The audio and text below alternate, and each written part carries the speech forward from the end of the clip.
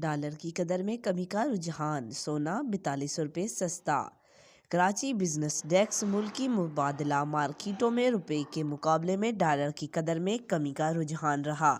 ادھر ایک تولہ سونا 4200 روپے ہو گیا۔ اسٹیٹ بینک کے مطابق انٹر بینک میں ڈالر 15 پیسے کی کمی سے 284.38 روپے پر آ گیا۔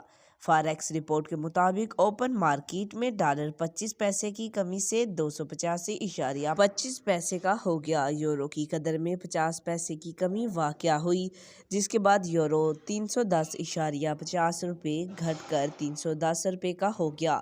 اسی طرح 50 پیسے کی کمی سے برطانوی پاؤنڈ کی قدر 361.50 روپے سے کم ہو کر 361 روپے پر آ گئی۔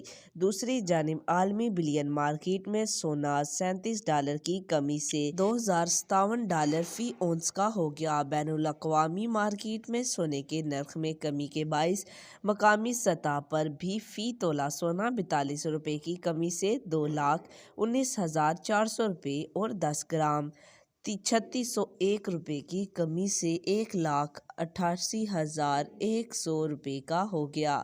آج تک کے لیے اتنا ہی۔ مزید ایسی معلوماتی ویڈیو دیکھنے کے لیے ہمارے چینل کو سبسکرائب کریں۔